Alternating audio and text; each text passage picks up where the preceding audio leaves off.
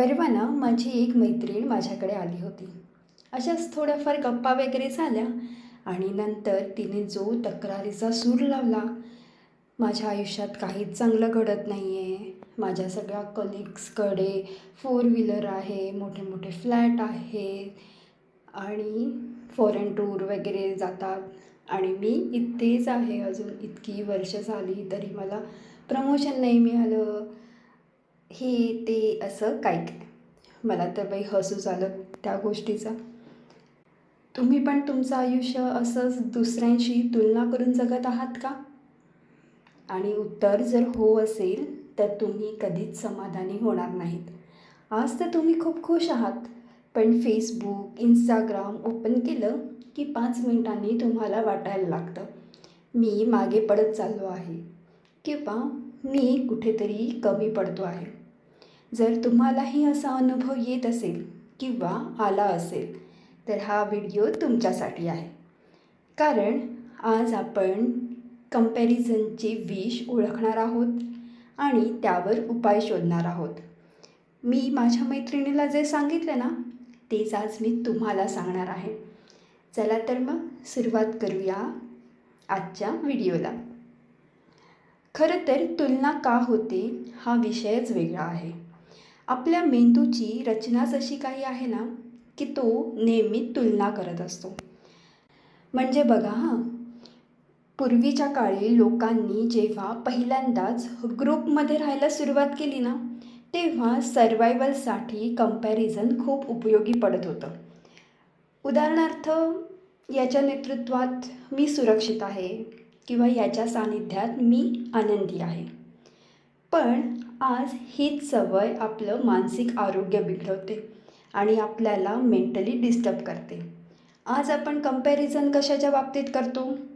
पगार, looks, relationship, success, घर, बंगला, गाडी इत्यादी. कंपॅरिझनची आपली आपली स्वतःची एक व्याख्या तयार केली आहे आपण. कंपॅरिझन म्हणजे दुसऱ्याच्या हायलाईट रीलची तुलना आपल्या बिहाइंड द सीनशी करणं. खरं सांगायचं तर या तुलनेमध्ये, कंपॅरिझनमध्ये सोशल मीडियाचा इफेक्ट खूप जास्त आहे. कसा ते समजून घेऊया. आज प्रत्येकाच्या हातात मोबाईल आहेत, त्यामुळे Instagram, Facebook, YouTube, WhatsApp status इथे सगळीच लोक आपापले लाईफचा बेस्ट पार्ट दाखवण्याचा प्रयत्न करत असतात. कुणी ट्रॅव्हलिंग दाखवतं, कुणी लक्झरी लाईफ दाखवतं, कुणी हेल्दी रिलेशनशिप दाखवतं.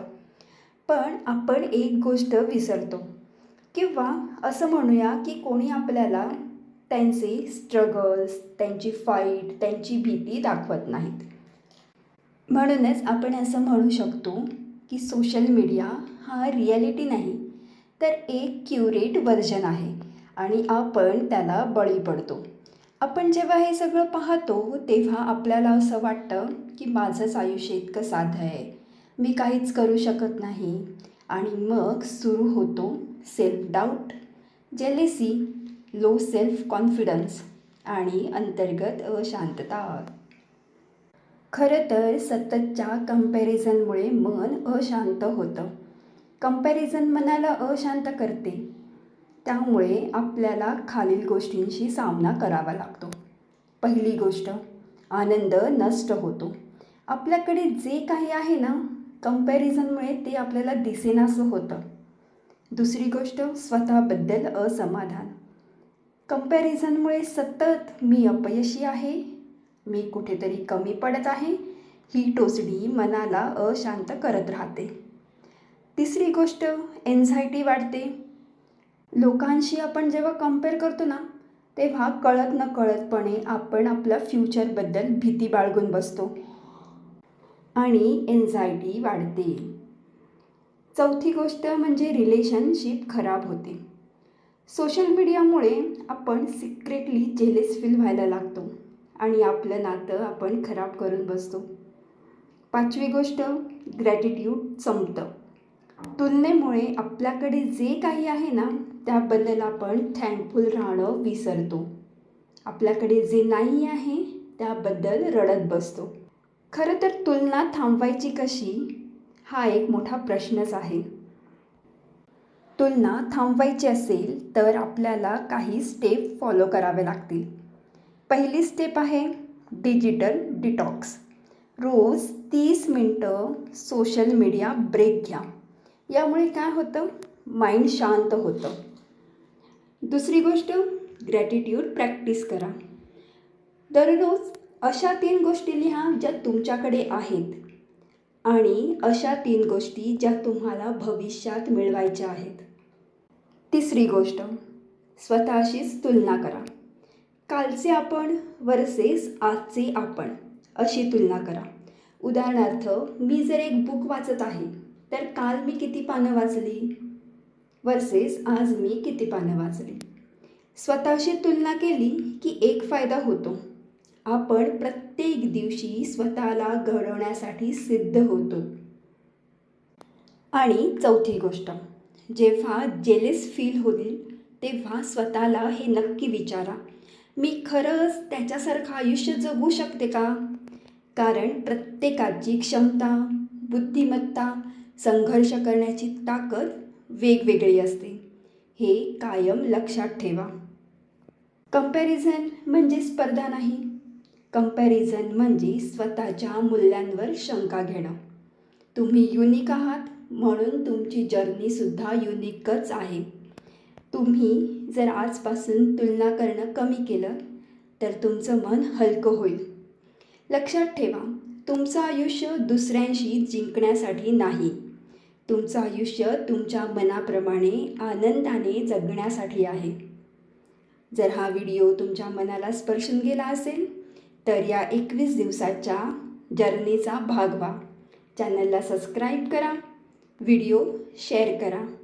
आपण भेटूया डे 7च्या पॉवरफुल टॉपिकमध्ये. कारण तुम्ही फक्त व्हिडिओ बघत नाही तर आपले मनसुद्धा हील करत आहात. श्री स्वामी समर्थ.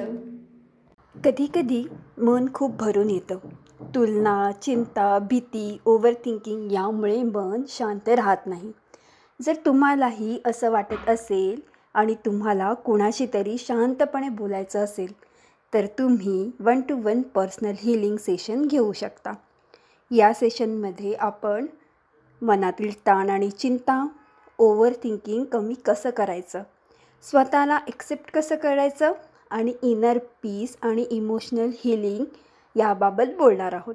आणि ही हीलिंग तुम्हाला फक्त 399मध्ये मिळणार आहे. आता तुम्ही विचाराल 399च का? तर खूप लोकांना मनातील गोष्टी बोलायच्या असतात, पण काउन्सिलिंग किंवा गायडन्स सेशन खूप महाग असतात. म्हणूनच मी 1-to-1 हीलिंग सेशन फक्त 399 ठेवला आहे, जेणेकरून जास्तीत जास्त लोकांना मेंटल इनर पीस आणि इमोशनल सपोर्ट मिळू शकेल. हा सेशन पैसे कमवण्यासाठी नाही, तर हा लोकांना त्यांच्या मनाशी पुन्हा कनेक्ट व्हायला मदत करण्यासाठी आहे. पुन्हा एकदा सांगते, सेशनमध्ये तुम्हाला मिळणार आहे शांतपणे तुमचं ऐकून घेणं, तुमच्या परिस्थितीनुसार तुम्हाला गाईड करणं आणि मन शांत करण्यासाठी प्रॅक्टिकल स्टेप्स. बुकिंगसाठी व्हॉट्सअप नंबरवर मेसेज करा किंवा कमेंटमध्ये हील असे लिहा. थँक्यू.